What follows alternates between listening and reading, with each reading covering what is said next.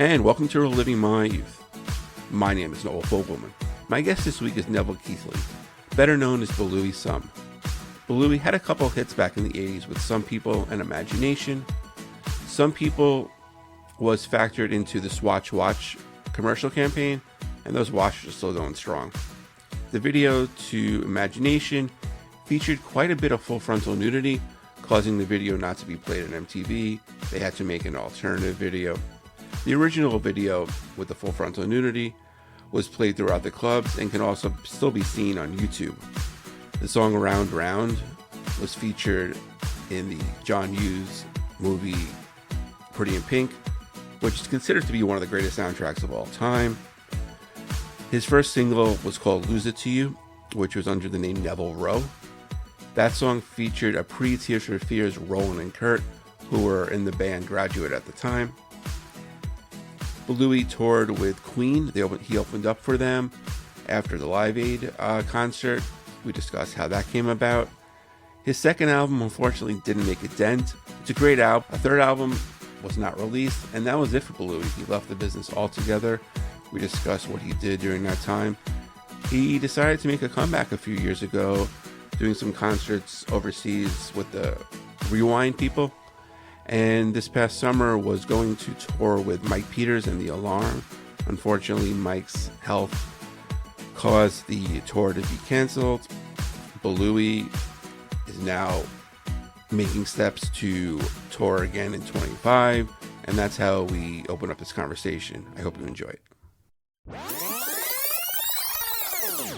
The omens are looking good for me being on the road in America in the early part of next year, but I know nothing at the moment. So maybe Connecticut, Connecticut, New York. I'm, close to New York. I work there, yeah. So it's totally fine. Yeah. So did Mike get in touch with you to the tour, or how'd that work out? The agent for the tour is a guy called Rick Shaw, who's I've known since the 80s, and he wasn't my agent in the 80s, but he was always around in the 80s. In New York, and when I was recording, he used to come to the studio 3 or 4 times a week because I did my first 2 albums in New York, as you might know, and right. With all those great musicians, and so I spent a lot of time in New York in the 80s, and so I was very at home and far more at home actually in New York than I was in London as an artist. Yeah. Because for me as an artist in London, I never really fitted in.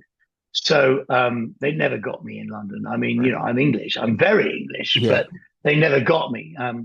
So I was very happy to be in New York, where everyone, let me get on with it. So Rick was around a lot, and so I'd kept in touch with him a lot.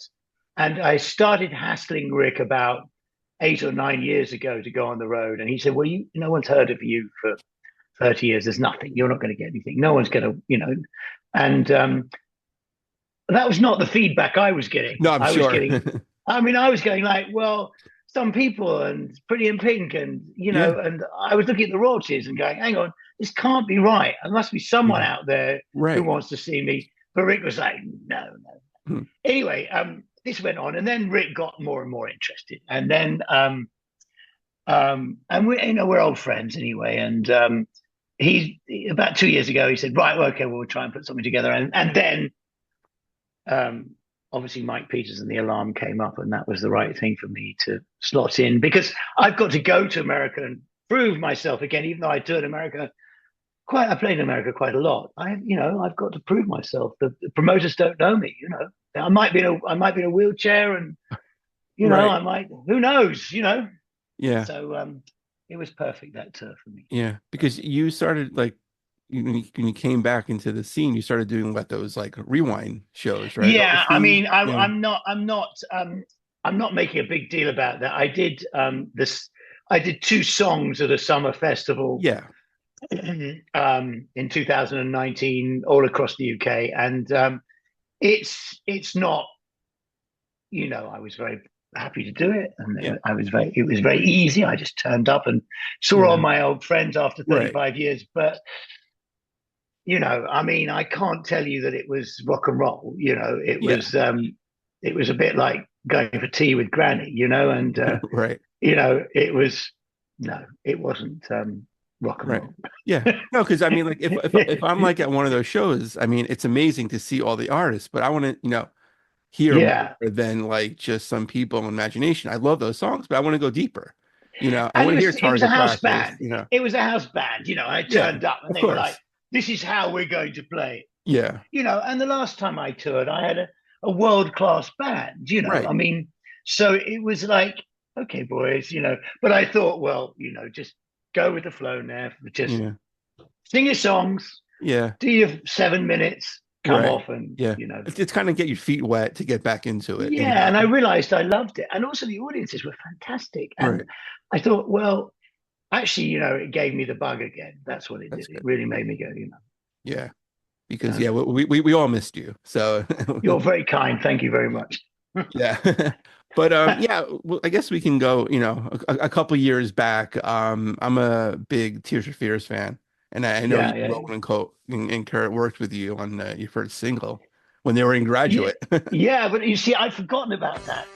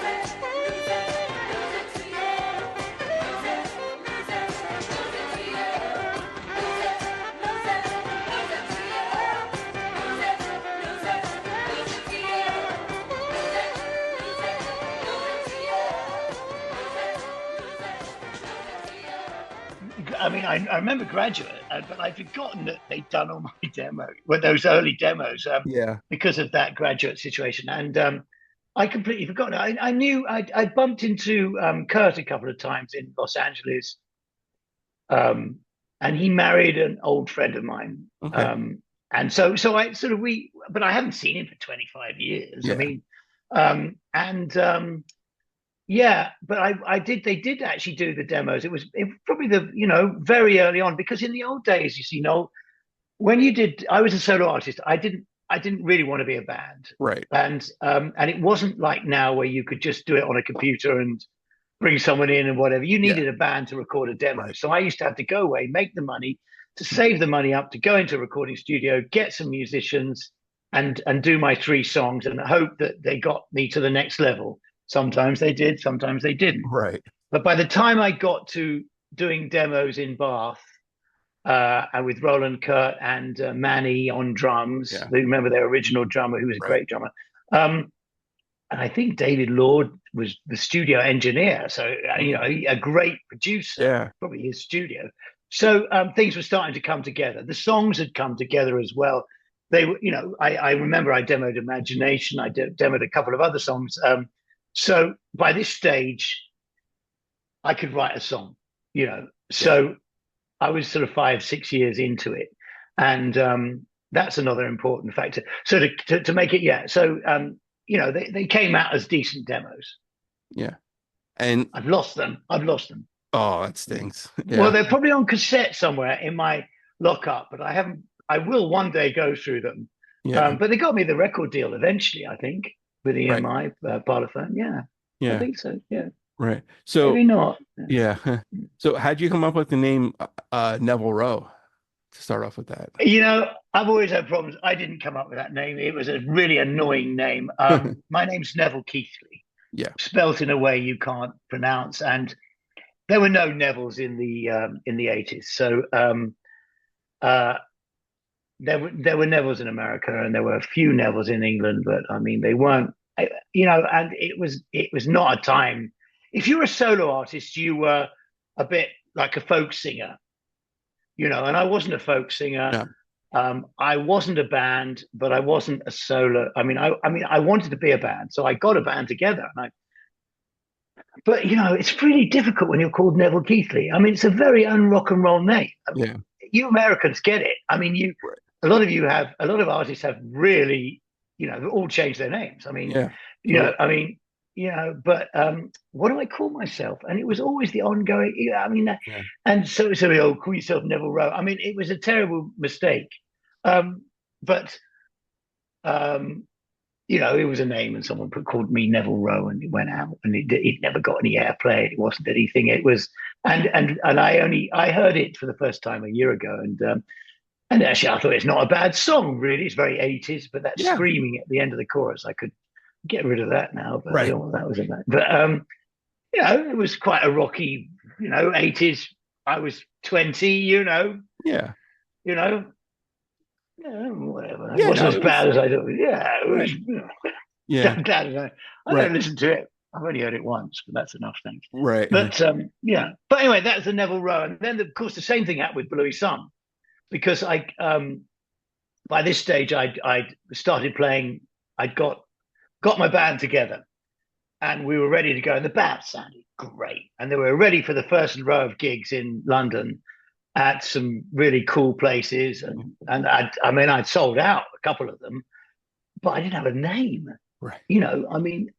And it was getting really near. I had to print the posters and everything. And what are you going to call yourself? And I was like, I don't know. Call myself. And the Blues Brothers was out, and I think Animal House Days, and I was like, well, I'll call myself the Belouis something band, or something. The something. And Louis was out. And, it Yeah. was a song that was. I'll call myself Belouis something, or Louis something, or. And then, Belouis Some. I mean, that's it. There's nothing more glamorous than that. It was desperation, and I love it now, but it caused me tremendous grief in England in 1985. The music press hated it. Who does he think he is? And America again, USA, where they were great with the names, and names don't bother the Americans. No. Yeah. In England, we're snobs, Right. I Yeah. wasn't and I wasn't political. No, I wasn't going to, in the 80s, everyone was political. I wasn't Oh yeah. political. Absolutely. Right? I had my politics, but I wasn't going to shout about them. And so, I wasn't the angry young man from up north who Yeah. hated the government. Right. So I didn't want that. That's not what appealed to me. Just Right. in the UK, they had a problem with Belouis Some. They're fine with it now. Yeah. I mean, here in the States, as long as the music's good, you can call yourself whatever the hell you want, you know? Thank God. I mean, American. I was so the first time I arrived in New York to do a mix with Steve Thompson and Michael Barbiero. I remember I couldn't believe it. It was like for me going to heaven. I remember arriving on a Friday evening, and it was like within 2 hours I was immersed in. It was just heaven for an artist who'd been struggling for 8 or 9 years Yeah. to be with these positive people who were talented, who said nice things, who Yeah. were encouraging, and I don't think Americans realize the vibe they give off. Generally, I think still, Americans are very positive people, and America is a very positive place. I think. So Yeah. I mean, it's interesting right despite all now. the, Yeah. yeah, I know, but the whole Totally. world's up a bit potty at the moment. But Yeah. fundamentally, the reason everyone wants to go to America, and if I may say, come to England, is because we're fundamentally great places, Right. and we might see all the faults and whatever, but not if you're starving in South America Yeah, or Africa exactly. or wherever in the Far East. You know what I mean? They just see wow, Yeah. opportunity. So Right. I think we forget that, which is, I mean, and I don't have a social conscience at all. I just thought I'd throw that in. Yeah. Just say Right. it. Exactly. I'm not one of it. I just, Yeah. whatever. Yeah. That's where the term, first world problems came up, Yeah, yeah, yeah, absolutely. So Yeah. I think we forget sometimes. Yeah. Oh, Yeah, yeah, absolutely. yeah, Yeah. yeah. I have like a weird memory. I can pretty much know wherever I got like either my first album, cassette, CD of an artist. I look at, oh yeah, Yeah. this store, that store. So I got some people I could still remember it. I got it at the Sears department store. I got the cassette, and they used to have the Fantastic. long security thing. So the thing was like this long Yeah, that's right. for Yeah, the in the stupid States they had cassette. that big thing so you couldn't steal it. Yeah, yeah, Exactly. Had yeah, the little yeah, cassette, and I yeah. wore that thing out. I absolutely loved the Thank you. first album. Thank you. Um, yeah, and so was that easy to record, easy to write? Um, the first album was always the songs the songs that I got my record deal. And funny enough, when I was getting ready for the Alarms tour, I found my old songbook. I'd put together for my first publishing deal. They wanted to know when I wrote the songs, and I'd put Yeah, a list of the dates. And half the album was written in a sort of month period when I was feeling really good. Obviously, when I got the band together and I knew things were going well after a mhm, while, after things like Target Practice. When some Imagination was written when I was 19. okay, Um, and I no okay, so a better way of putting it, they were crafted songs. There are two or three songs on there that one would get rid of completely. I mean, I don't know why, You Ever Been in Love and things like that. They yeah, obviously worked live at the time and they went on the album. I can't right, remember.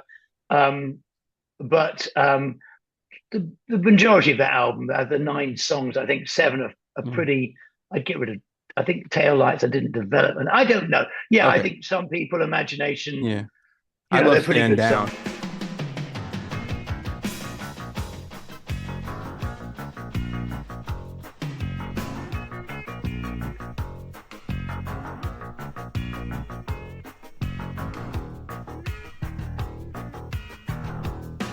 Throw stones at my feet and I'll dance for you all night. And build my body so it works for you just right. Oh, I listen to you like I listen to me. Finding time, never always agree. Look to you for moral support. Kiss my hand and your heart gets caught, and your heart gets caught. 'Cause it's up to me to see you get home. While you whistle for the man who whistle for you, stand down. It's up to me to see you get home. While you whistle for the man who whistle for you, stand down. Stand down. She said extremes of temperament are all I have to watch. Whether sets it up and the passion animal thoughts. Oh, I see in you what I see in me. Finding time and we always agree. Look to you for moral support. your heart gets cold and your heart gets cold, 'cause it's up to me to see you get home. While you whistle for the man who whistle for you, stand down. It's up to me to see you get home. While you whistle for the man who whistle for you, stand down, stand down.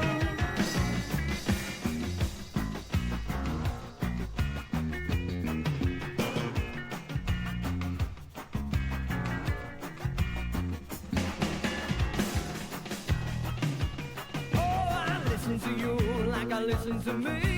Finding time, always agree. I look to you for moral support.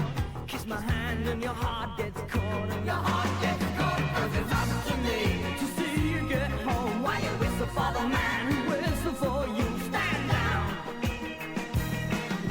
It's up to me to see you get home. While you whistle for the man who whistle for you, stand down. It's up to me to see you get home. While you whistle for the man who whistle for you, stand down, stand down. It's up to me to see you get home. While you whistle for the man who whistle for you, stand down, stand down. It's up to me to see you get home. While you whistle for the man who whistle for you, stand down. It's up to me to see you get home. I'm doing that live now. Oh, good. Yeah, and Jerusalem, obviously, and Target Practice. Can't remember what else I'm doing them, but I'm doing them. I mean, I'm loving it as well. They haven't dated, actually. No, they still hold up. Absolutely. Yeah, so which is great. So I'm very proud of them. Yeah, some people it was written because I was sent in to do a B-side for something, and they said go and do a B-side. No, they said go and do a mix for a B-side, and I went into the studio with Guy Fletcher, who then was just about on the. Yeah. I think he was just about to do the first Brothers in Arms, and it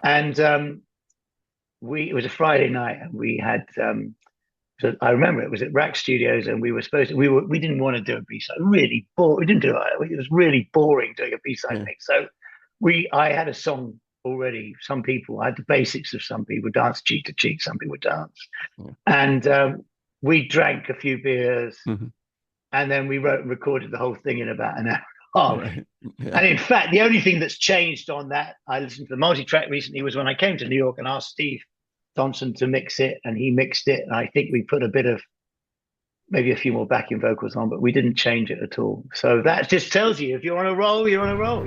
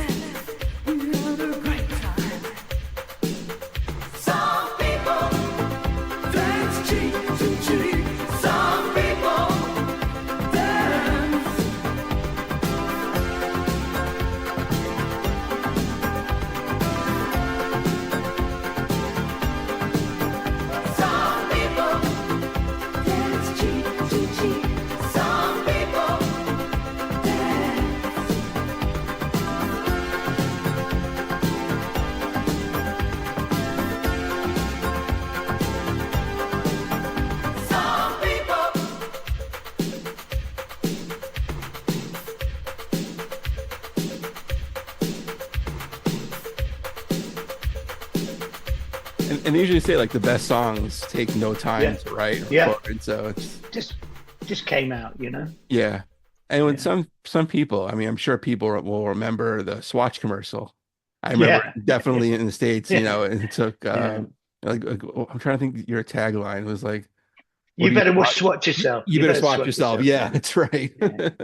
Well, my manager Danny at the time was very early on into corporate sponsorship for bands, which was very uncool. Okay. And but I didn't think it was uncool because if the Who could do it and Duran could do it, and he'd done those deals, I thought, well, you know, I'm nothing. And Swatch said, yeah, this is the kind of artist we want. So they sponsored me, and which is great. So, and they paid for 3/4 of the Some People video, you know, and sponsored my American tour and my live, and for about 2 years, it was amazing. And Swatch, I think people forget how big Swatch was in the 80s. It was absolutely huge. I mean, I remember all my friends had one. Yeah, I had one. It changed the world. It changed the world. $20 or $25 to have a watch that worked. Yeah, that was, you know, waterproof and told the time. Didn't and they're still going strong. There's I go to Grand Central Station every day, and there's a Swatch store there. You know. Yeah, no, absolutely. My kids have got them. You know, I mean, so I love it, and so they were really good to me, and so you know, they helped. They were great. So, and of course, you know, having there was a nationwide commercial that ran for 6 months in North America, which helped, you know. Yeah, and so, really good. and Imagination, which I mean, unbelievable song, and I kind of wish I saw this video when I was 12 years old, but you know, it got banned. And I didn't see it until years later. You know, the full frontal nudity, which is a great video. I mean, it's not like egregious. It's not. I mean, it's very tasteful. No, it's not gratuitous. I mean, the whole story. It totally tells the story.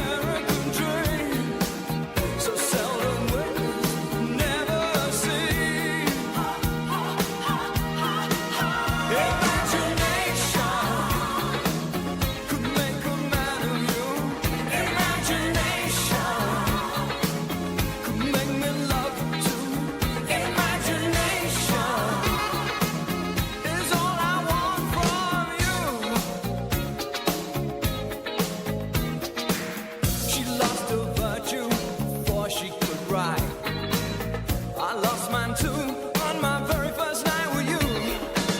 You'll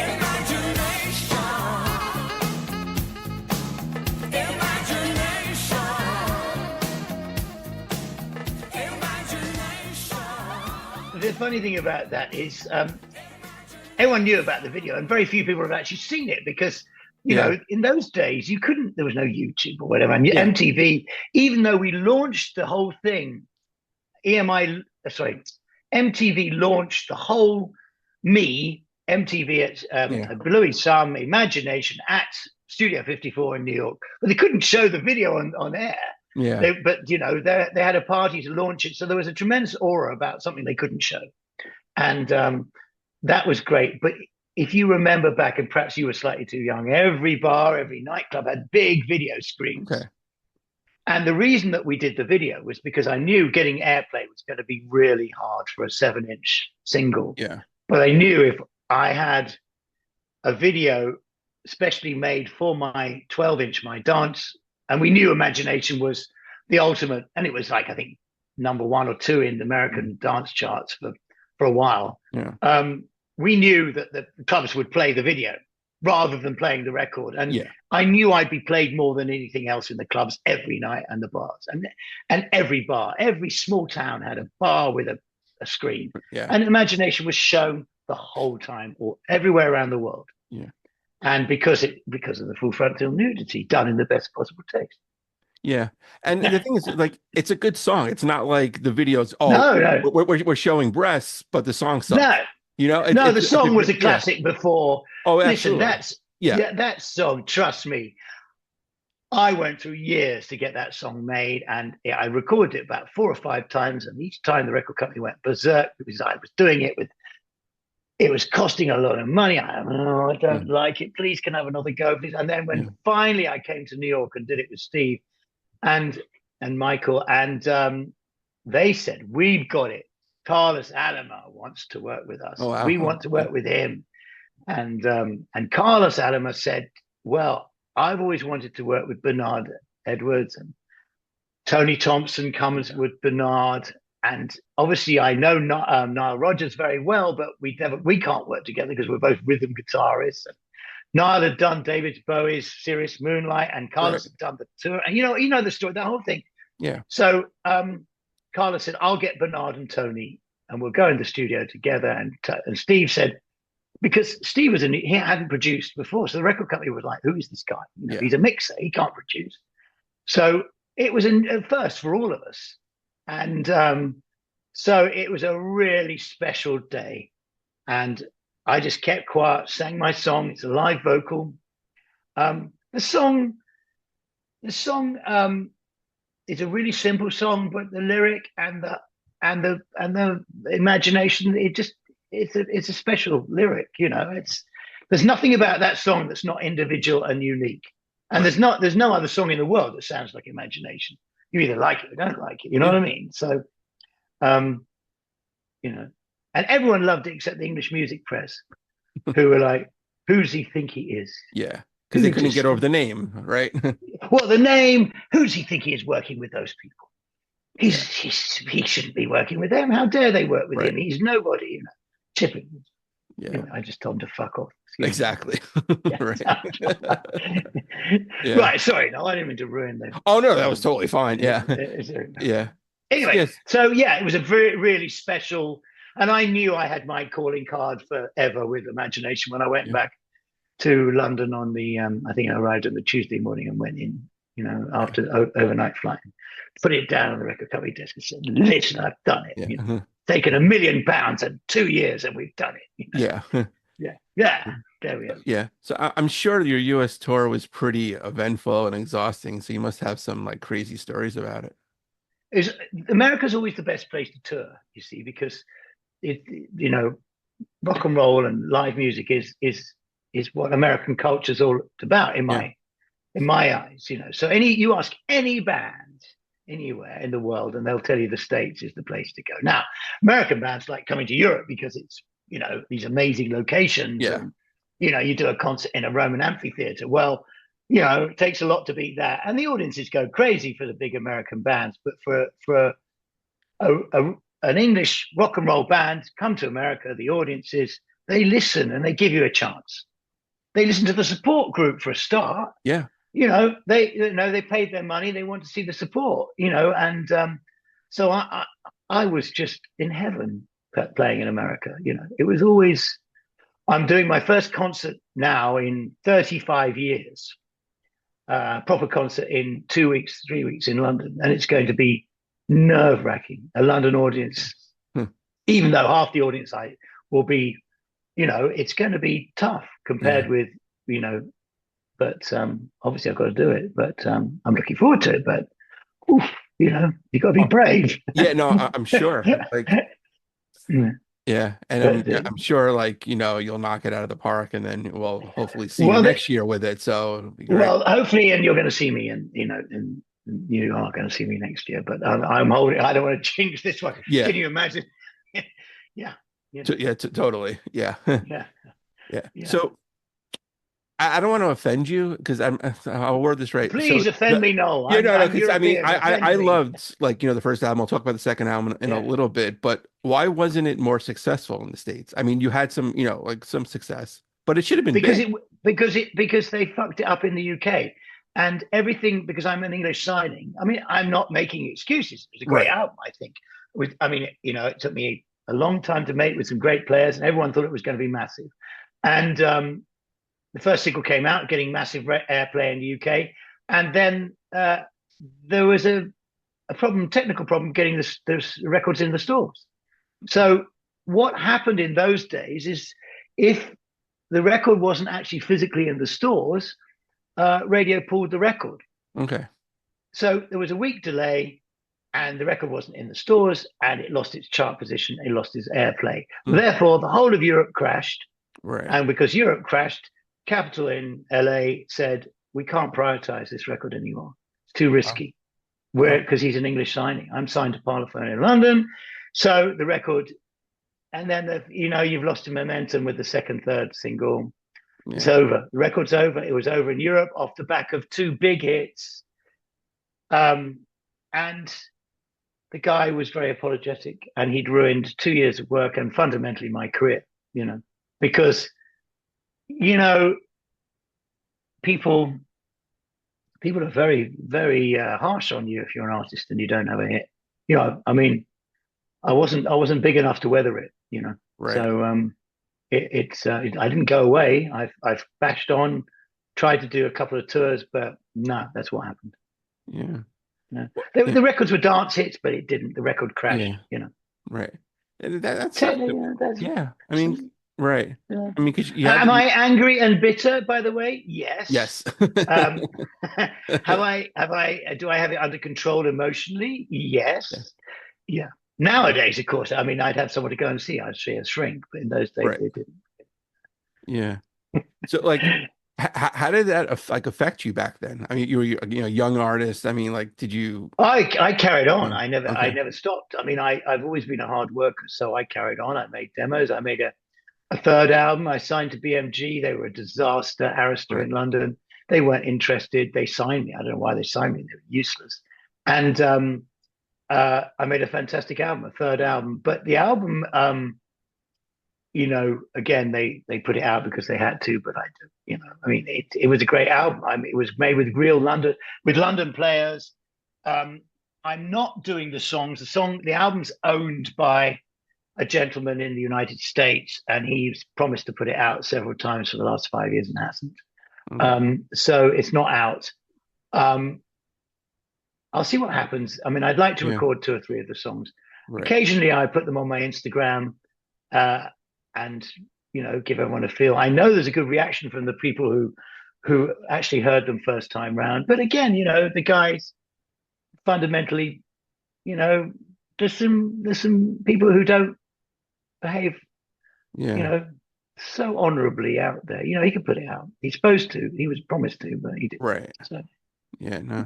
Yeah. I can't do anything about it unless I buy the whole. Yeah. I buy it all back, and Yeah, it's such a messed up, industry. Yeah. Really I mean, if it goes well, I'll record a new album and I'll record those songs again. Yeah. But we'll have to see how it goes. Yeah, because I mean, I heard a bunch of it on YouTube. Yeah, I absolutely love it. Yeah. So I mean, they're probably the best songs I ever wrote, because I by this stage I was writing good songs. I'm quite excited about the songs that I've never recorded that are demos for the fourth album that I forgot about for 20 years because I went into business doing other things. And I, I don't know about you, but when I only look at the future, and so I know, so I find it it's too depressing to look back. So I parked that part of my life, Yeah. and and so I started moving on. And then it was only when I went back and thought, hang on, I think I did the demos for a fourth album, and I did, and they're beautiful. Yeah. So we'll see what happens. If the live goes well the next year, next 2 years, then I definitely will record them. Yeah, Right. but I don't know how, but will. Yeah. Right. So you don't have like a home studio right now, do you? No, I'm not technical at all. I don't like. I get really bored with all the knobs and buttons. And the other thing is, you know, I always made records with great musicians, Yeah. and so I'm not really the sort of guy who sits with a Mac fiddling around and home studio. It just bores the. Am I going to get the record I want? I don't think so. So I need people. You know. So I don't know what I'm going to do, but the songs are great and they stand up. So could work. Yeah. Yeah. Good. Yeah. So I'm go back to the second album, which I absolutely loved, Passion Play.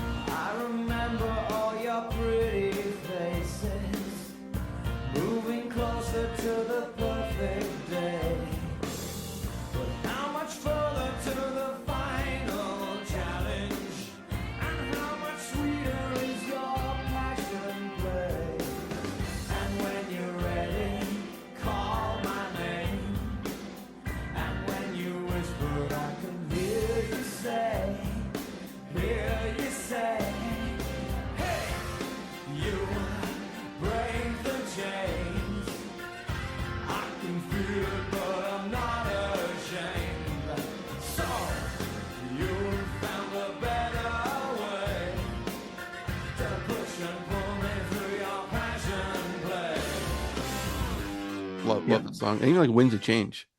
I love that one as well. Thank you very much. Thank you. But like you said, unfortunately, I didn't hear any of those in the state. I just ended up buying buying the cassette when eventually it came out, and eventually I got the CD. Is that the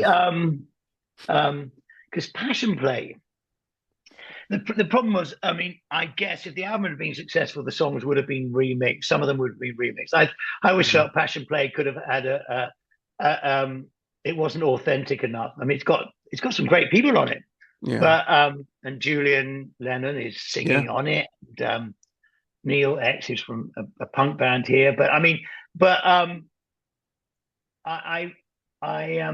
think the lyrics I could have, the lyrics were right. Winds of Change is nice, but the mix is awful. But some of those songs I really adore. I mean, My Body I'm Doing Live, I think would have been a massive hit single, I think.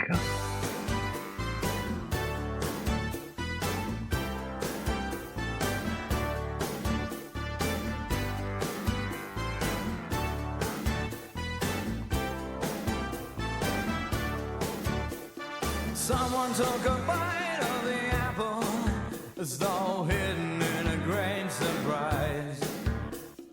Licked her finger, the giant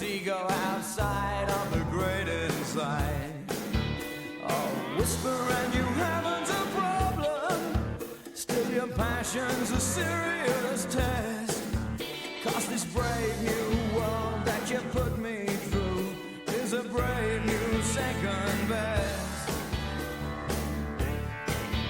My body is still beating to the beat of your heart, and the sound of your voice just tears my soul apart.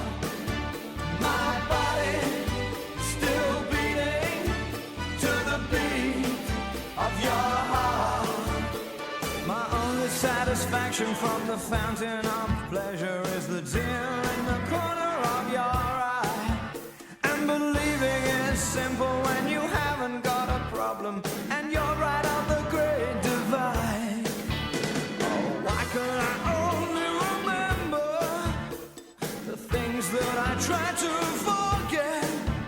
'Cause this brave new world that you put me through is a brave new second best.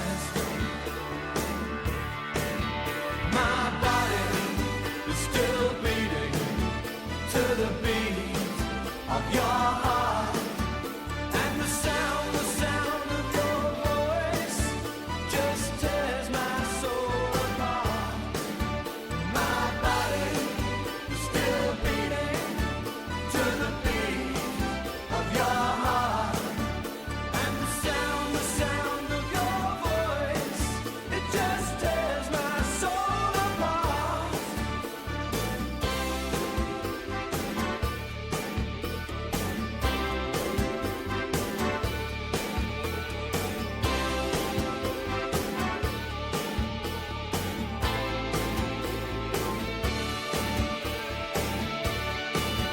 My body is still beating to the beat of your heart, and the sound of your voice just tears my soul apart. My body is still beating to the beat of your heart, and the sound of your voice, it just tears my soul apart. My body is still beating to the beat of your heart, the sound of your voice, it just tears my soul apart. And my body, your body, the beat of my heart, the sound of your voice, it just tears. Maybe remixed again because there's guitar parts that are missing Carlos's guitar parts. But I mean, I do think that I'm very proud of that album. I mean, what a lineup! You know, I had a great band. We made it Yeah. as a band, Right. so we recorded it as a band rather than for the first time. I'd done that, and I loved that. You know, Yeah. Was there like pressure on you for that album? no, No? I always had the greatest record company in the States. Capitol were fantastic, but my main label was Parlophone in London, Yeah. and they were fantastic. I never had any problems with anything. Everyone, my management, great. I was always very hard working. You're solo artist, you got to be. No one's gonna do it for me. So I was always, I was the most driven in the organization. Right. So, no matter how hungover I was there. Yeah. And so, and I pushed everything and everyone, to get the best. So, I mean, that's how I got the Queen tour, which is again in Europe was the biggest tour of the like 2 or 3 years. Yeah. I mean, that was first stadium tour. Nebworth was 140,000 people plus, which is, a legendary tour in this Right. country. So, I got it because I was really pushy, and, I never let anything go. So. Right. And that was off of like Live Aid when they reunited, right? And then they did that. And then off the back of that, they sort of been away for a couple of years. They came back and they did the Magic Tour, which is was a stadium tour of Europe, which is in those days was pretty unheard of. Now, of course, everyone goes out and does the stadium. But in those days, it was pretty tough. I mean, to play the places they played as well. So I knew it was going to be massive. So I set my goal was to get to Queen in particular Freddie, and Yeah. and persuade them that they needed me to do the tour with them, and Mhm. I did. It Yeah. was quite hard work. Right. Were they aware of you and your music? Probably not. No, probably don't. I mean, I well, what happened was I I barged in the middle of the night to the three members of Queen, not Freddie, in a in Glen Eagles Hotel in Scotland. There was a EMI Managing Directors Convention, and I was there, staying down the road in the cheap hotel. And I managed to get into the hotel and get about 1 o'clock. I found out which room they were having a drink in, and went into them and said, "Hi." Can I do your tour with you? You guess who I am? I'm on the EMI as well, blah, blah, blah. And, but that had nothing happened. And then Right. there was a festival in Switzerland, and I was one of the artists on. Everyone was doing it. It was a pop festival in Montreux in 1986. And Queen were going to have a big party on a boat to launch the tour, the Magic Tour. And I did my concert, and we were having the most amazing time. And everyone I'd ever met in 5 or 6 years was there. Every band, American bands, English bands, there were hundreds of bands there. We were having a riot. You know, it was Party Central for 4 days. It was the MTV were organizing it. So all the record companies were splashing out. And then there was a big party. And by this stage, we're all drinking and going crazy. And suddenly, I get tapped on the shoulder, and I was talking to like a whole load of musos and serious artists, you know, famous people. Right. Freddie Mercury wants you to come and have a drink with him, you know, and Freddie was the pinnacle of the whole thing. And so everyone was like, woo, you know. So I went off to see Freddie, and all the press were around, and Freddie said, "You were the greatest thing at the show tonight, darling. You were the best. You were the greatest. We wanted you to do our tour."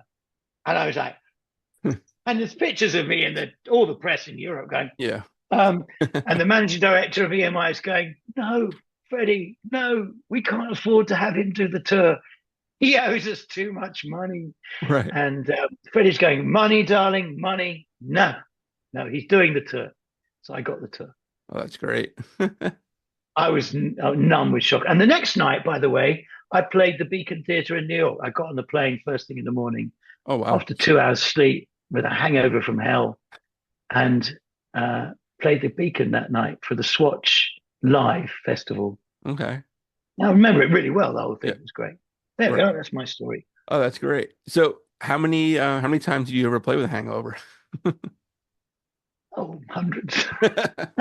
Ask any band when they're in their early 20s in the I mean, I wasn't drugs, it was booze, you know. I never did drugs. But we just it was fun. Right.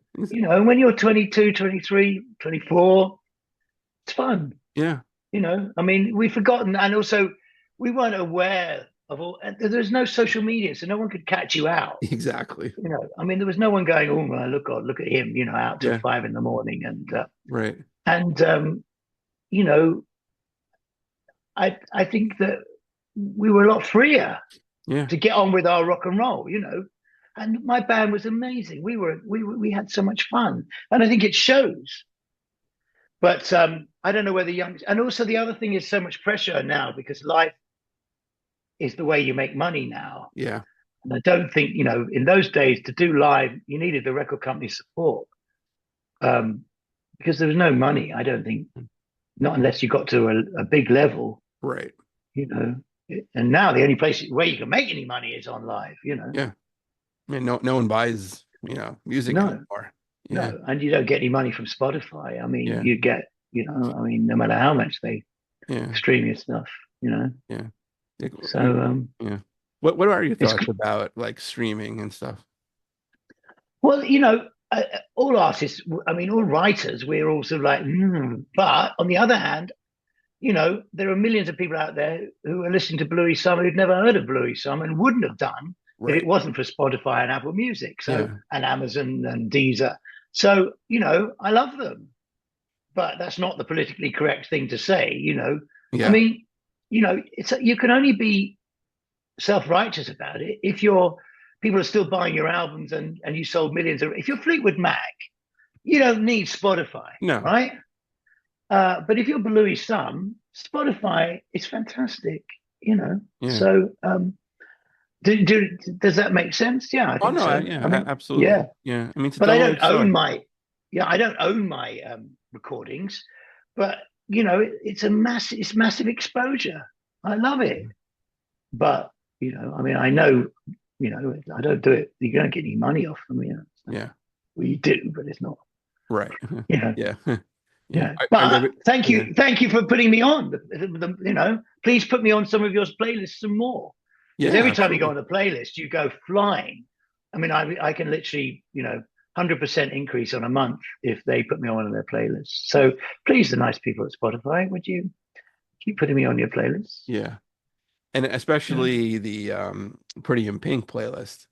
yeah, I'm sure yeah, that's like that soundtrack was probably it's one of the best of all time. And you had, you know, Round yeah, Round on there. I mean, that one had like OMD, Pretty in Pink, yeah. Spurs. I mean, Suzanne Vega's Left to Center. I mean, go on and on. Nick It's Kershaw. a great album. That is the It is so greatest. good. You know, and I remind everyone that Rolling Stone says it's in the top 10 greatest soundtrack albums of all time.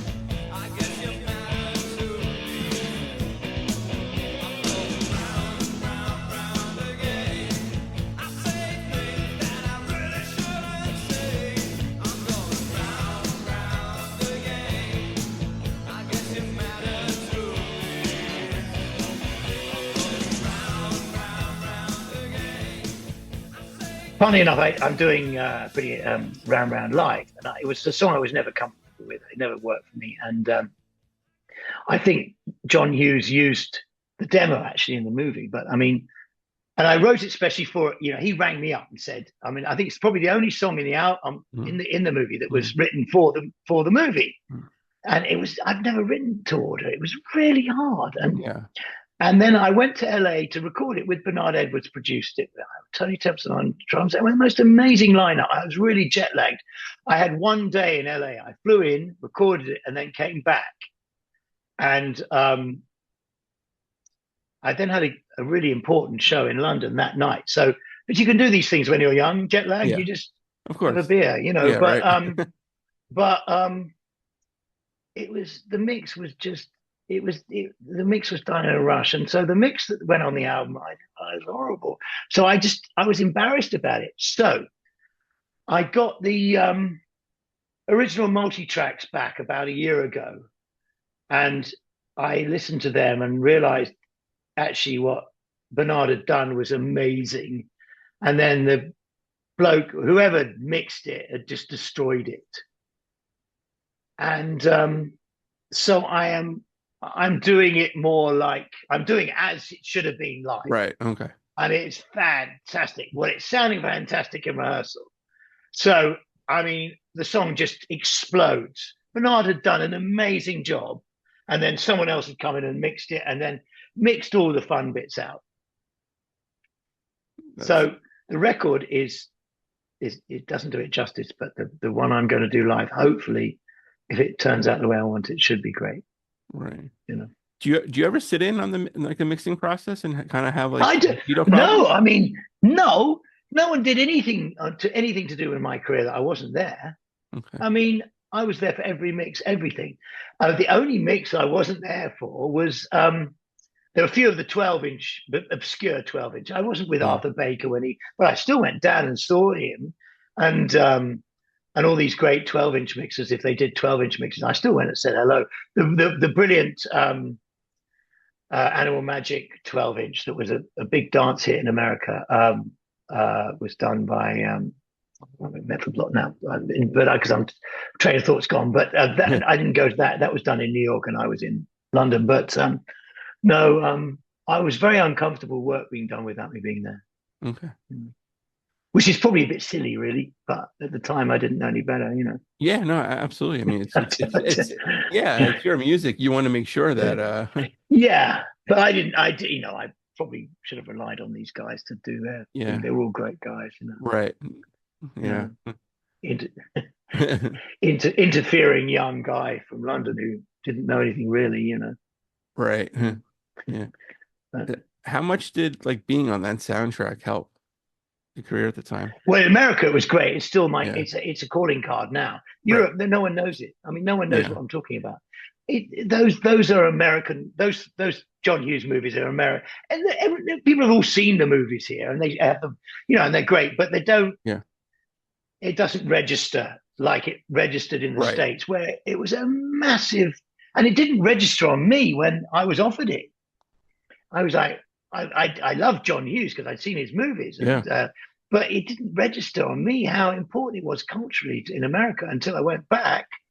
I think not for the launch. It just, when it came out, I was on tour here, and I was like, oh, great, I didn't mean anything. And then I thought, wow, it's doing really well. And then, over the next couple of years, I realized how big those Brat Pack movies are huge in the States, and still to American culture, and teen culture and everything. And I can see why. They're masterpieces. Yeah. And he's a genius, everything he did. And just the music, I mean, every soundtrack to those movies is fantastic. Yeah. And he chose that, he was really hands-on. And but the Pretty in Pink I like. I know everyone knows Breakfast Club, Don't You Forget About Me and whatever the story. But the Pretty in Pink soundtrack as a complete soundtrack is the ultimate soundtrack for a movie. Yeah. It package there's not a dud song on that album. No. I mean, there's not. Yeah. I mean, I didn't even mention the Smiths is on there too, and it's it's I mean, and In Excess and the Nick Kershaw song done by I can't remember. again, mine's gone, but I mean, just brilliant masterpiece. And then ultimately, the psychedelic furs with their brilliant thing. Yeah, exactly. And like you mentioned, like Joe Jackson and Suzanne Vega. Yeah. It's fantastic. Yeah. I'm very proud of that album. I'm very proud to be on that album. You should. And I'm very grateful to John Hughes. Right. Yeah. Oh, Danny Hutton did. Danny Hutton, that's it. Yeah. And something hitters, isn't it? The hitters, The hitters, yeah. He's still going strong, isn't he? He is, Danny Hutton. Yeah, I think so. Yeah. Yeah. And then we mentioned Echo and the Bunnymen. They're on there too. It's just like I mean, no, it's a really amazing. I recommend that to anyone who wants to find out what the 80s were like. Go and get that album. Yeah, it sums it up. Right. Absolutely. Yeah. So then, like after the third album, we talk about that. You basically went away for a little bit, huh? Kind of. Well, yeah. I mean, I'm a solo artist, so I couldn't just go and play. So I did a couple of things. I did a single with the guys who then went on and did the Spice Girls. I know it sounds a bit funny. I did a cover for the clubs. Baby Let Me Love You for Tonight by Korea, which is a great track, and I loved that. But nothing happened. So I just thought, you know what, this is ridiculous. I hadn't made a living out of it for I'd done the album in 1993.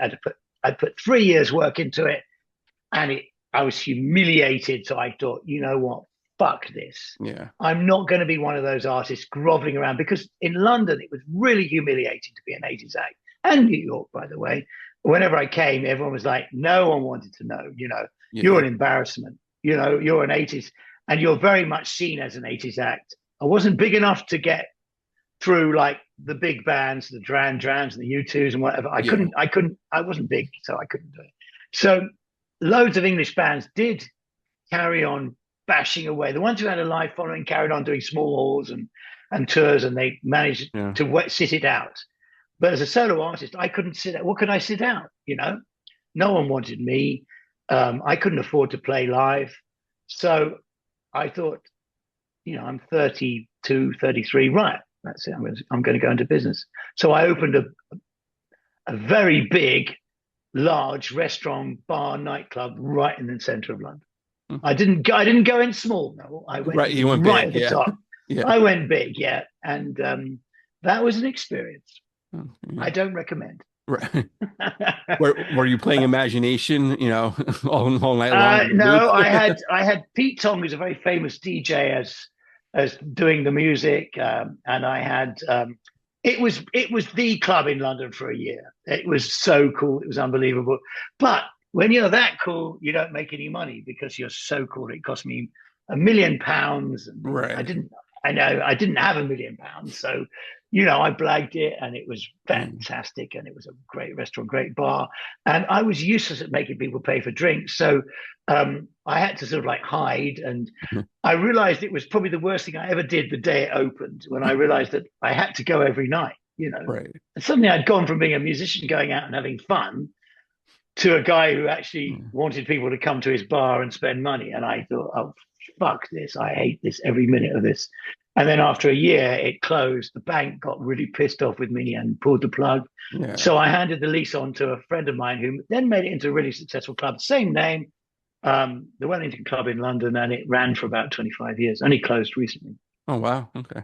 So, yeah. So my legacy was there, but and it was, an amazing place. But, God, it was hell.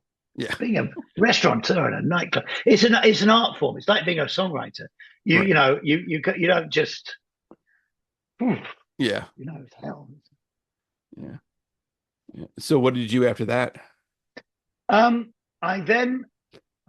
dabbled with a film company, and then I had some children, and I realized that I was only going to do things now to do with death, health, or children, because I'd had enough of show business and entertainment. So the long and the short of it is I opened a chain of nurseries, children's nurseries. Oh, wow. Okay. With my wife, yeah.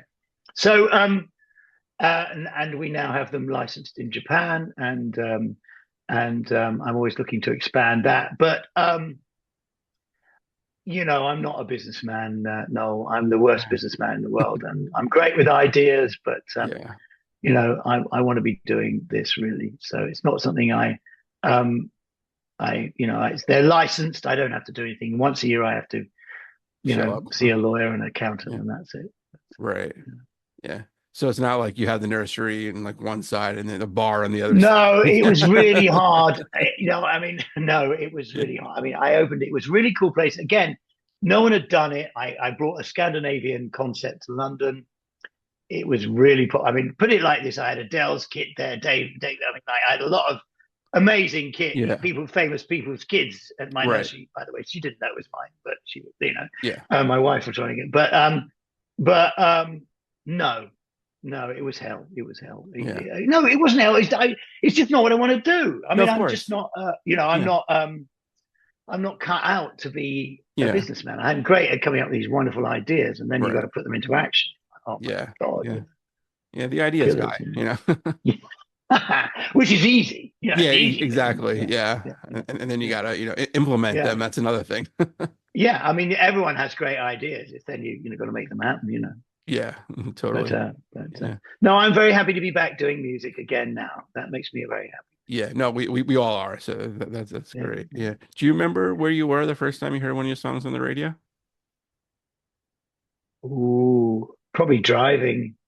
Private, because in those days in London, what you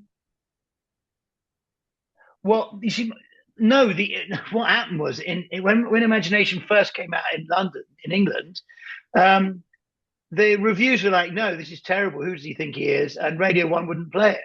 And if you weren't played by Radio One, you didn't have a record. Right. So, but it came out in Italy and Denmark, and then France, and then Spain, and it was, I got a phone call that said your record's a hit. They love it. Come to Italy. So I was like, yeah. And then America, the dance version of Imagination, that's probably where it was a hit first. And probably the first place I heard it was on LIR, was it? New York, on right? Long Island. Yeah, in New York on Yeah. WLIR, know, and I would have gone out for an interview there, and they would have played it there. I would have gone, wow, that's probably where I heard my record first played on the radio. Yeah. That was a great station. Yeah. Yeah, and they were great, and they really supported me. And Long Island was pretty nice to go out there all the time. And no, New York was, it was where it happened for me, and New York's a very good place if you're on a roll. If you're on a upward spiral, and right, yeah, there are a ton of great clubs in New York. So it's great. Yeah, absolutely. But Neville, I really appreciate your time today. I hope it all works out. I can definitely see you next year. Thank you. Have a drink. Thank you. After a show. You must let me know you're coming and which one you're coming to, and we'll get together and say hi and all that. It'd be really nice to see you.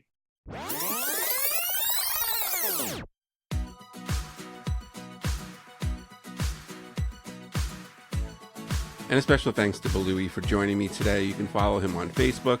Just search Belouis Some. And if you have a guest suggestion, you can hit me up on X, formerly Twitter, @thepersonal119, or like the page Living My Youth on Facebook.